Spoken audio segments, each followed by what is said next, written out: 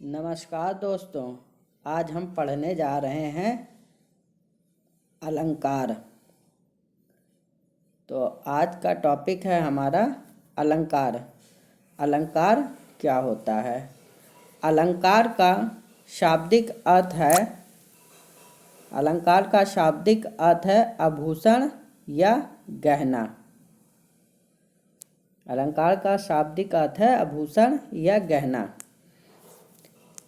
अलंकार वह शब्द युक्ति अर्थक क्रिया है। अलंकार वह शब्द युक्ति अर्थक क्रिया है जिसके द्वारा काव्य के शब्द एवं अर्थ में सौंदर्यपूर्ण चमत्कार उत्पन्न होता है।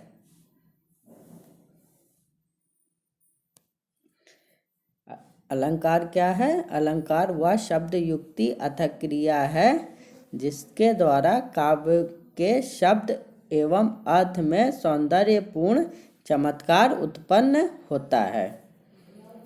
आचार्य वामन के अनुसार अलंकार आभूषण है। अलंकार क्या है? आभूषण है। जैसे स्त्रियों का सौंदर्य गहना होता है, आभूषण होता है, वैसे ही काव्य का सौंदर्य क्या होता है? अलंकार। काव्य का सौंदर्य क्या होता है? अलंकार। अलंकार के मुख्यतः दो भेद होते हैं, एक शब्दालंकार और एक अर्थालंकार। शब्दालंकार और अर्थालंकार। एक तीसरा होता है उभयालंकार, जहाँ शब्द और अर्थ दोनों में चमत्कार पाया जाता है, वहाँ पे उभयालंकार होता है। उभयालंकार क्या होता है? जहाँ शब्द और अर्थ दोनों में चमत्कार पाया जाता है, सौंदर्य पाया जाता है, वहाँ पे उभयालंकार होता है। तो हम देखते हैं उभया अलंकार का एक उदाहरण। कजरारी अखियान में कजरारी ना लखात। यहाँ कजरारी और कजरारी, यहाँ पे कजरारी और कजरारी ये शब्द जो प्रयोग हुए हैं, इसकी वजह से शब्द सौंदर्य दिखाई पड़ता है। जहाँ पे एक कजरारी का मतलब है आँख से, काजल युक्त आँख से। दूसरे कजरारी का मतलब है कजरारी काजल से है कि आँख में काजल का दिखाई ना पड़ना। कजरारी अखियान में काजल वाली आँख में काजल का दिखाई ना पड़ना। पहला जो है कजरारी अखियान में काजल वाली आँख में, दूसरा जो है कजरारी ना लखात काजल का दिखाई ना पड़ना। तो यहाँ पे पहला कजरारी का मतलब है कजरारी आँख से, दूसरे का अर्थ है कजरारी का कि काजल का दिखाई ना पड़ना। तो यहाँ पे देखिए कि यहाँ कजरारी और कजरारी के प्रयोग से शब्द सौंदर्य दिखाई देता है। ये जो पहला है इससे शब्द सौंदर्य दिखाई दे रहा है, जबकि कजरारी दूसरा जो है अर्थ के संदर्भ में जब देखेंगे कि कजरारी अखियान में काजल का दिखाई ना पड़ना, कि काजल युक्त आँखों में काजल का ना दिखना, यहाँ पे अर्थ सौंदर्य है। ये जो है अर्थ सौंदर्य है। जबकि कजरारी यानी काजल युक्त आँखों में काजल का दिखाई ना पड़ना, अर्थ सौंदर्य। इस प्रकार कवि ने यहाँ उभया अलंकार का सुंदर प्रयोग किया है। अब शब्दालंकार क्या होता है? शब्दालंकार जहाँ विशिष्ट शब्द योजना द्वारा काव्य में चमत्कार उत्पन्न किया जाता है, वहाँ पे क्या होता है? शब्दालंकार। जैसे सूर्य सूर्य तुलसी शशि, यहाँ पे एक जो सूर्य है वो सूरज से है, दूसरा जो सूर है वो सूरदास से है। तो यहाँ पे एक ही शब्द के दो अलग अलग मतलब हैं। ये जो है शब्द अलंकार की श्रेणी में आता है, शब्द अलंकार है ये। काली घटा का घमंड घटा, यहाँ पे एक काली घटा जो आया है, पहले घटा का मतलब जो है बादल से है, बादल का घटना घटा, और दूसरा जो है घमंड का घटने से है। पहला जो है बादल है, काली घटा, घटा मतलब बादल। पहला जो है शब्द बादल से है कि काली घटा, और दूसरा जो है घमंड घटा, दूसरा शब्द का अर्थ है घटने से। तो यहाँ पे शब्द अलंकार होगा। अब शब्द अलंकार के 3 भेद होते हैं, अनुप्रास अलंकार, यमक अलंकार और श्लेष अलंकार। तो हम देखते हैं पहला अनुप्रास अलंकार। अनुप्रास अलंकार क्या होता है? जहाँ व्यंजन वर्णों की लगातार एक से अधिक बार आवृत्ति होती है, होने से जो काव्य सौंदर्य उत्पन्न होता है, चमत्कार उत्पन्न होता है, वहाँ पे अनुप्रास अलंकार होता है। वहाँ पे कौन सा अलंकार होता है? अनुप्रास। जहाँ व्यंजन वर्णों की लगातार एक से अधिक बार आवृत्ति होने से काव्य सौंदर्य और चमत्कार उत्पन्न होता है, वहाँ पे अनुप्रास अलंकार होता है।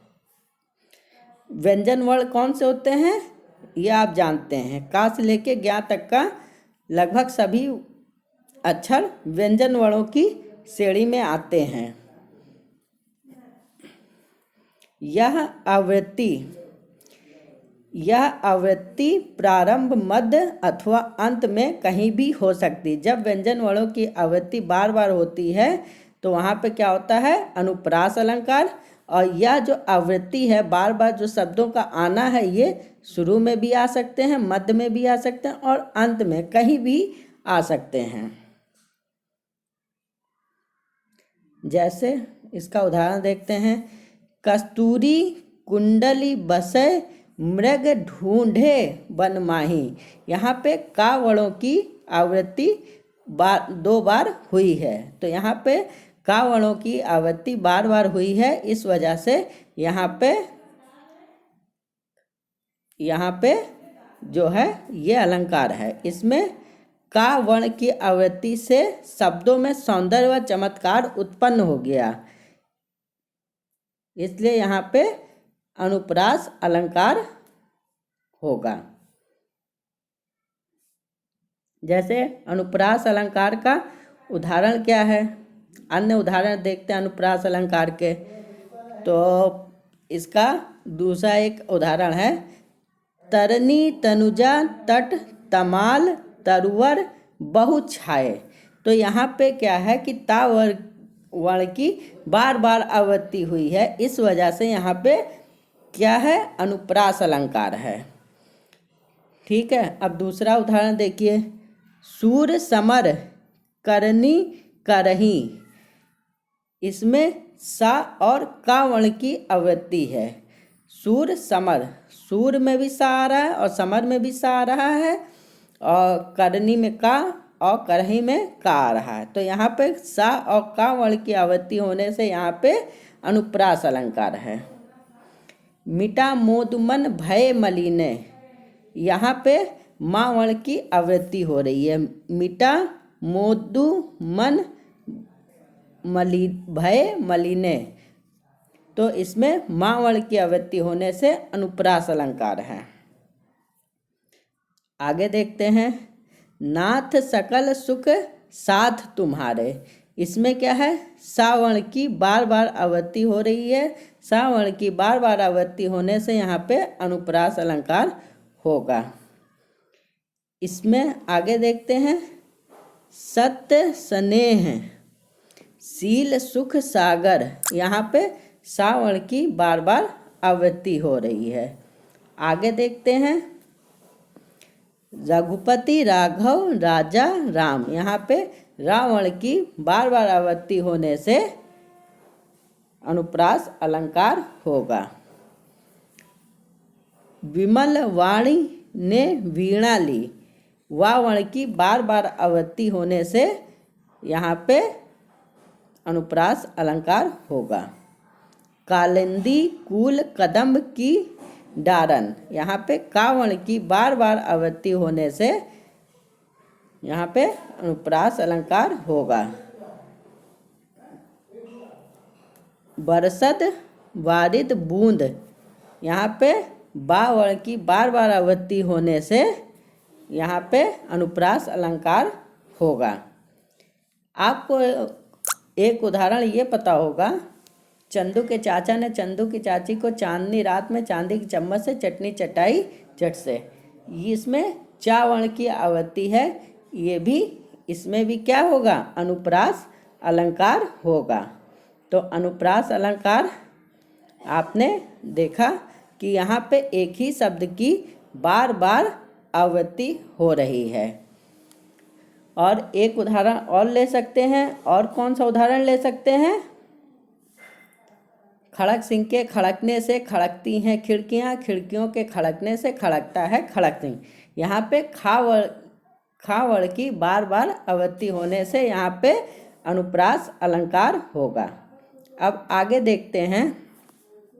बालक बोली बधो नहीं तो ही, यहाँ पे बा वर्ण की आवृत्ति होने से अनुप्रास अलंकार होगा। आगे देखते हैं। सुरभत सुंदर सुगत सुमन तुझ पर खिलते हैं, यहाँ पर सा वर्ण की बार बार आवृत्ति हो रही है।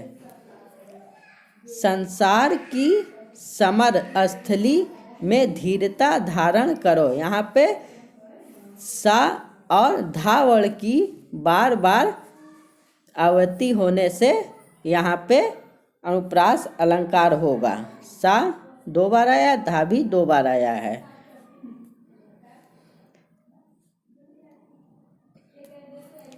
कल कानन कुंडल मोर पखा उर्पे बनमाल, यहाँ पे का वर्ण की बार बार आवृत्ति होने से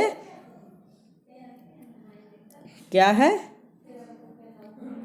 अनुप्रास अलंकार होगा। यहाँ पे बनमाल भी 2 बार आया है।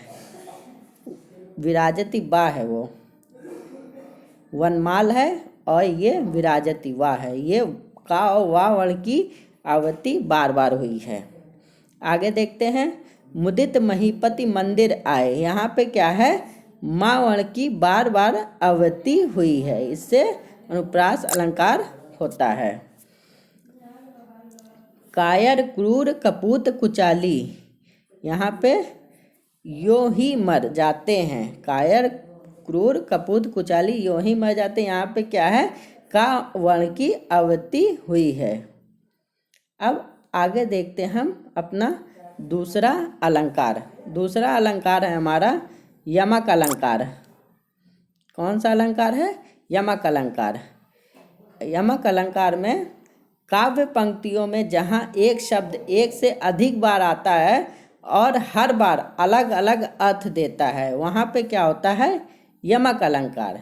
जहाँ पे एक ही शब्द एक से अधिक बार आए और अलग अलग अर्थ दे, वहाँ पे क्या होता है, यमक अलंकार।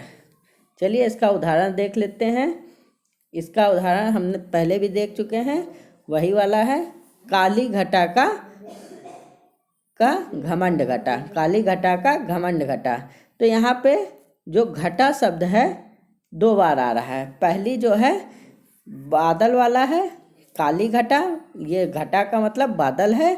और दूसरा जो घटा है घटने से, यहाँ पर घटा शब्द का प्रयोग जो है 2 बार हुआ है और दोनों बार उसका अलग अलग अर्थ है। पहले घटा का अर्थ बादल है, दूसरे घटा का अर्थ कम होना है। अतः यहाँ पे कौन सा अलंकार होगा? यहाँ पे यमक अलंकार होगा। इसके और भी उदाहरण देख लेते हैं। अन्य उदाहरण, माला फेरत जुग भया फिरा न मन का फेर। तो यहाँ पे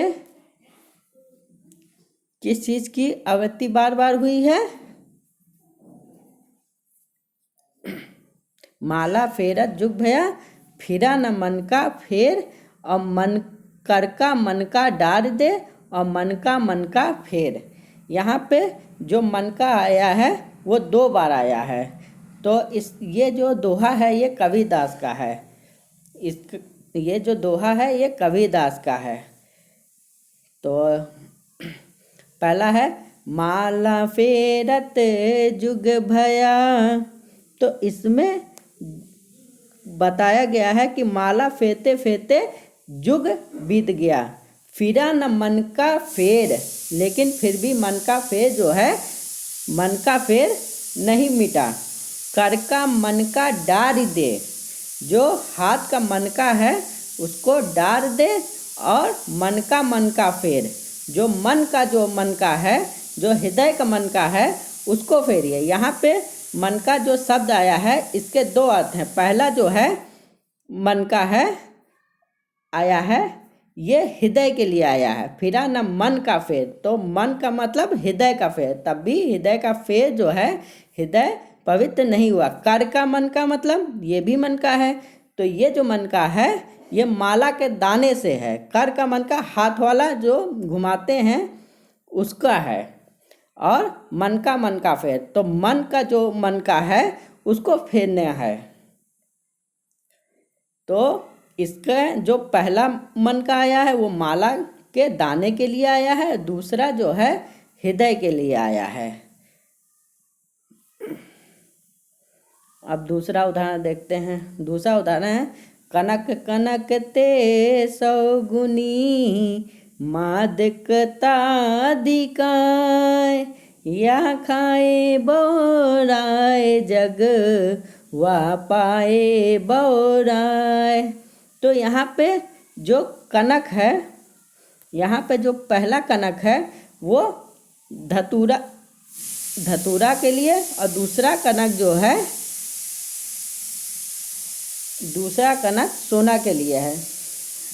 तो कनक कनक ते सौकुनी माद कता अधिकाय, मतलब एक जो कनक है, धतूरा है, उसको खाने से क्या होता है, मादकता होती है। ठीक है, या खाए बौराए, उसको खा के जो है, धतूरा खा के इंसान बौरा जाता है। ठीक है, और दूसरा जो कनक है वो सोना है, तो उसको खा के, उसको जो पा के जो है लोग जो है खुशी से पागल हो जाते हैं, तो वो भी बौरा जाते हैं। तीसरा उदाहरण है 3 बेर खाती थी वे 3 बेर खाती थी।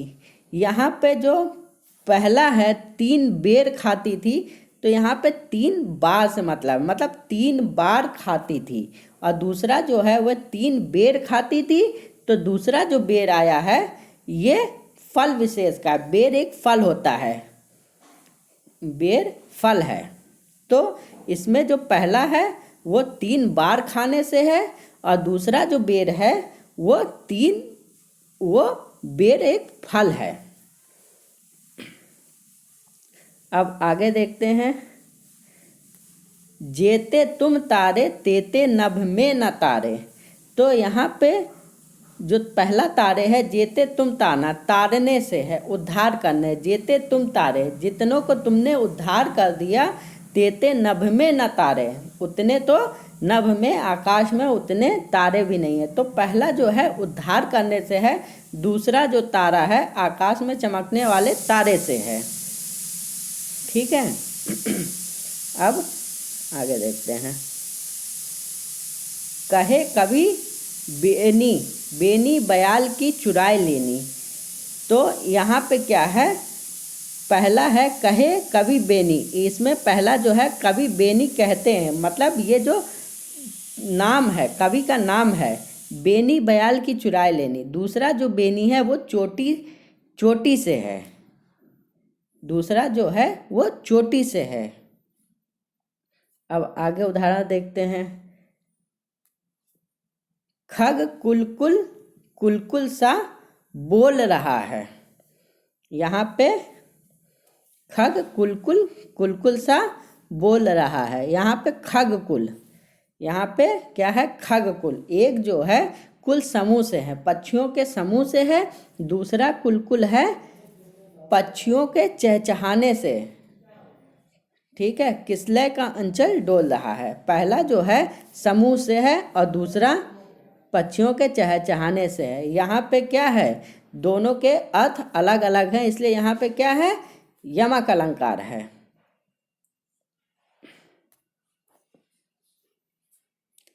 तो पर वारो उर्वशी सुन राधिके सुजान, तू मोहन के उर्वशी हवे उर्वशी समान। तो पर वारो उर्वशी सुन राधिके सुजान, और तू मोहन के उर्वशी हवे उर्वशी समान। तो इसमें क्या है, पहला इसका अर्थ है तो पर वारो उर्वशी। इसमें भगवान श्री कृष्ण कहते हैं कि मैं तुम पे उर्वशी को वार दूं, मतलब न्यौछावर कर दूं। सुन राधिके सुजान, राधा से कहते हैं तू मोहन के उर्वशी, तुम मोहन के उर्वशी हो, तुम मोहन के हृदय में बसी हो, मेरे हृदय में बसी हो। हवे उर्वशी समान, तुम उर्वशी के समान हो।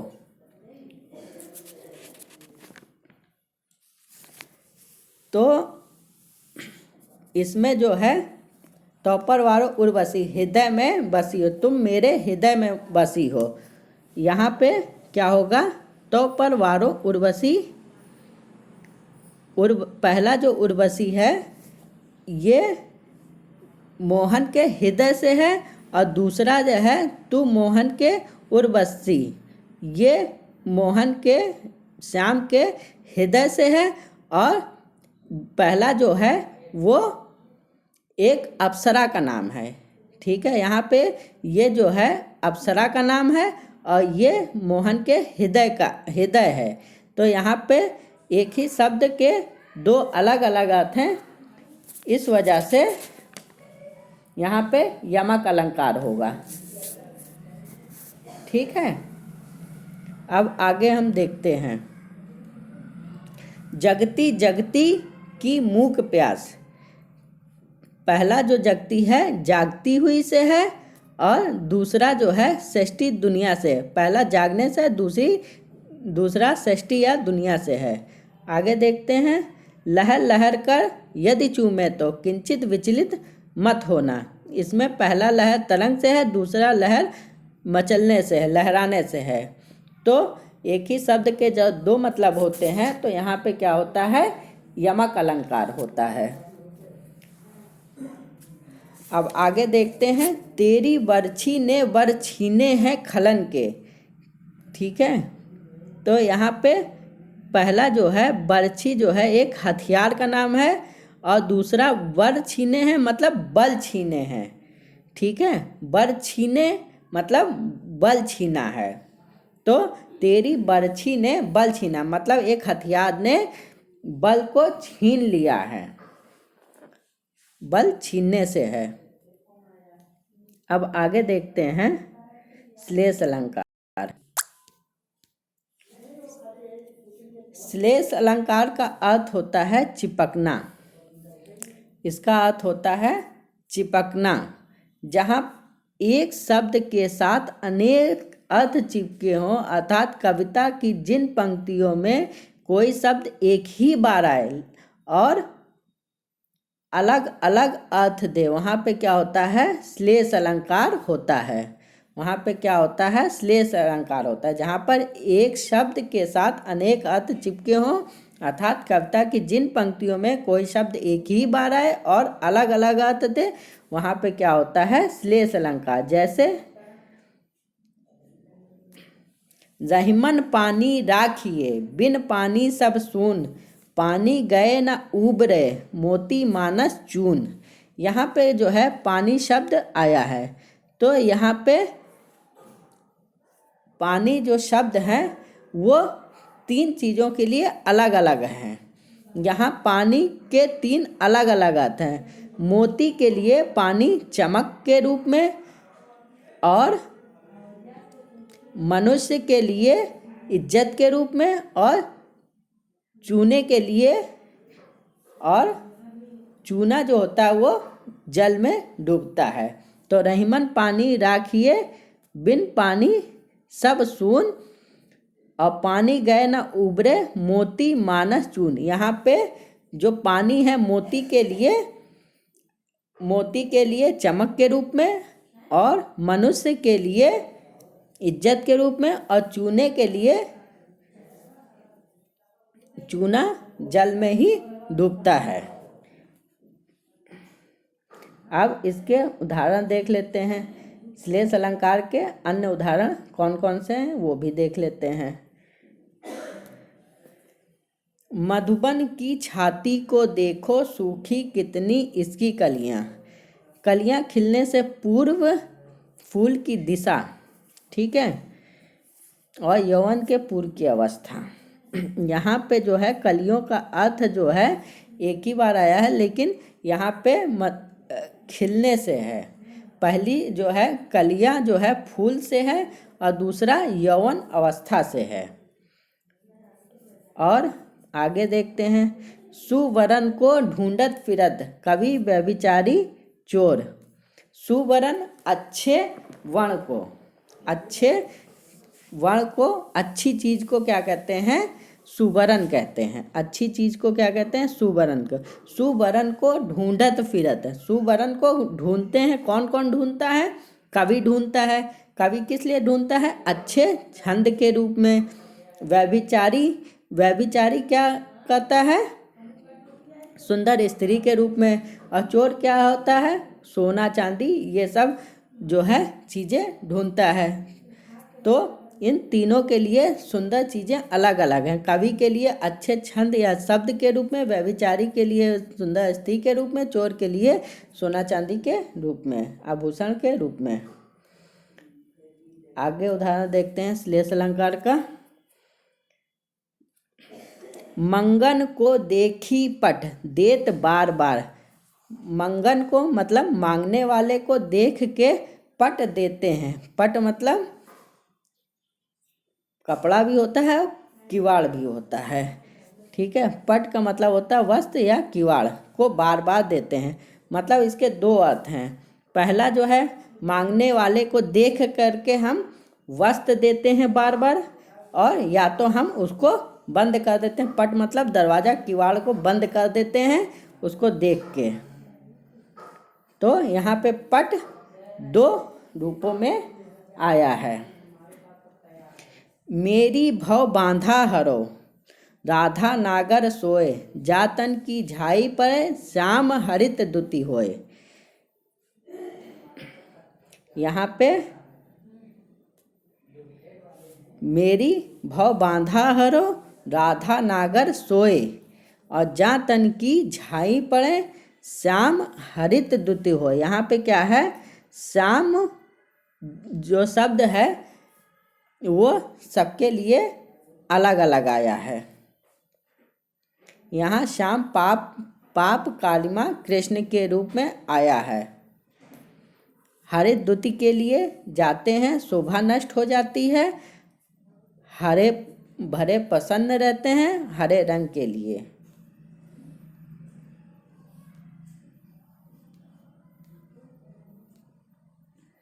आगे देखते हैं। जो रहीम की गति दीप की कुल कपूत की सोए, बारे उजियारो करे बढ़े अंधेरो होए। जो रहीम गति दीप की, जो दीप की गति होती है कुल कपूत की सोए, वैसी ही कपूत की भी होती है। बारो तो उजियारा करता है और बढ़े सो अंधेरा होए। मतलब जो रहीम गति दीप की, जो दीप की होती है वैसी ही कपूत लड़के की होती है। जब लड़का जन्मता है तो घर में उजाला हो जाता है, तो वैसे ही जब दीपक जलाया जाता है तो घर में उजियारा हो जाता है, बढ़े अंधेरे होए। तो जब लड़का बड़ा होता है, कपूत लड़का जब बड़ा होगा तो अंधेरा होगा। वैसे ही यहाँ पे बढ़े बुझने से है, दीपक के बुझने से है। जब दीपक बुझ जाता है तो अंधेरा हो जाता है। बारे छोटे, ठीक है, यहाँ पे बारे का मतलब है छोटे, और बढ़े मतलब बढ़ने से है। और बड़े होने पर, बढ़े मतलब बढ़ने पर, बड़े होने पर, बारे जलाने पर और बढ़े बुझने पर।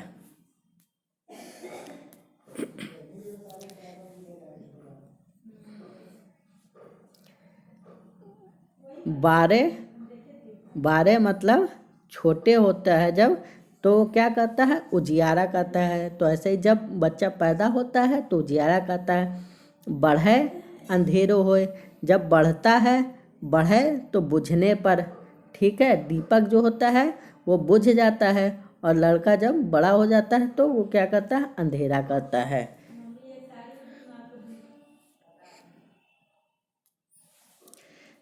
चिरंजीवी जोरी जुरे, क्यों ना स्नेह गंभीर, को घटी या वैश्व भानुजा वे हलधर के वीर। यहाँ पे वृष भानुजा का अर्थ दो शब्दों में है।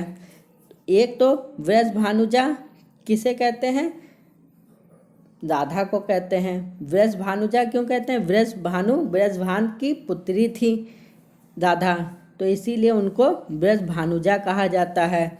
और वृष भानुजा दूसरे अर्थ में क्या है, वृषभ बैल की बहन, ठीक है, अर्थात गाय को भी कहा जाता है वृष भानुजा। और किसे कहा जाता है, गाय को भी। हलधर किसे कहा जाता है, बैल को, या और बलराम को हलधर कहा जाता है। माया महाठगनी हम जानी, तिगुण फास लिए कर डोले, बोले मधुरी बानी। ठीक है, माया महाठगनी होती है। ये कौन कह रहा है, कबीरदास जी कहते हैं माया महाठगनी, तिगुण फास लिए कर डोले। ये तीनों तरफ से हमको फांस ली है, बोले मधुरी वाणी। ठीक है, त्रिगुण मतलब तीन गुणों से है। तीन गुण कौन कौन से होते हैं, तीन गुण सत रज और तम होते हैं। और दूसरा जो तीन गुण कौन होता है, तीन धागे वाली रस्सी। तो यहाँ पे त्रिगुण के दो सब मतलब हैं, सत रज और तम, और तीन धागों वाली रस्सी से है। तो यहाँ पे क्या होगा, श्लेष अलंकार। जब एक ही शब्द के अनेक अर्थ हों तो उसे क्या कहते हैं, श्लेष अलंकार। दूसरा देखते हैं, तुम्हारी पी मुख बास तरंग, आज बोरे भौरे सहकार। पहला जो है बोरे, जो है भौरे के पक्ष में मतवाले, और सहकार आम के वृक्ष के पक्ष में बौर आने से है। ये जो बौर है, पहला जो है भौरे के पक्ष में है। भौरा जो है बौराता है, ठीक है, वो फूल के आसपास मंडराता है, बौराता है। और दूसरा जो है आम के वृक्ष के पक्ष में है। आम पे जब बौर लगता है, जब आम पे बौर लगता है उसके बाद ही फल निकलता है, तो वो बौर होता है। अब हम आगे देखते हैं अपना चौथा अलंकार। तो ये एक अलग अलंकार है, ये अनुप्रास जैसा ही है। तो पुनरुक्ति प्रकाश अलंकार क्या होता है, अब हम पढ़ रहे हैं पुनरुक्ति प्रकाश अलंकार। तो पुनरुक्ति प्रकाश, पुनरुक्ति पुनर प्लस उक्ति का अर्थ है फिर से कहा जाना। पुनरुक्ति प्रकाश अलंकार क्या है, पुनरुक्ति पुनः प्लस उक्ति का अर्थ है फिर से कहा जाना। काव्य में समान शब्दों की आवृत्ति से जहाँ चमत्कार या सौंदर्य उत्पन्न हो वहाँ पे पुनरुक्ति प्रकाश अलंकार होता है। जहाँ पे काव्य में समान शब्दों की आवृत्ति, शब्द की आवृत्ति से चमत्कार या सौंदर्य उत्पन्न हो वहाँ पे पुनरुक्ति प्रकाश अलंकार होता है। इससे पहले हम अनुप्रास पढ़े थे। अनुप्रास में क्या था, वर्णों की आवृत्ति हो रही थी। ये क्या है, पुनरुक्ति प्रकाश अलंकार है। यहाँ पे शब्दों की आवृत्ति हो रही है, इस चीज़ को समझिएगा। वहाँ पे वर्ण की आवृत्ति हो रही थी और यहाँ पे शब्दों की आवृत्ति हो रही है। अनुप्रास अलंकार में वर्णों की आवृत्ति थी और पुनरुक्ति प्रकाश अलंकार में शब्दों की आवृत्ति हो रही है। तो इसका हम उदाहरण देख लेते हैं। मधुर मधुर मेरे दीपक जल, युग युग प्रतिदिन प्रतिक्षण प्रतिपल। यहाँ पे देख रहे हैं आप मधुर मधुर, यहाँ पे शब्दों की आवृत्ति 2 बार हुई है। मधुर मधुर और युग युग, ये 2 बार शब्द आए हैं। यहाँ मधुर मधुर और युग युग की आवृत्ति के कारण पुनरुक्ति प्रकाश अलंकार है। और इसके उदाहरण देख लेते हैं।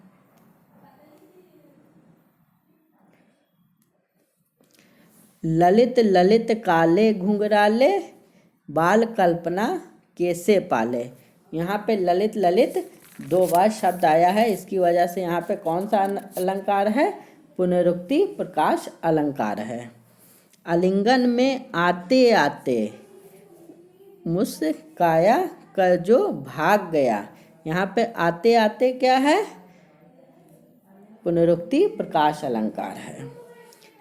चमचम बिजली चमक रही है, उर्मे घन के थम थम के दिन, तब में सपने जगते मन के।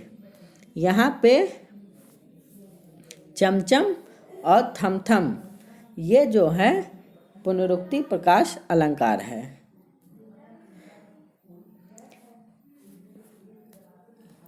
विशेष क्या है, इसके बारे में विशेष देख लेते हैं।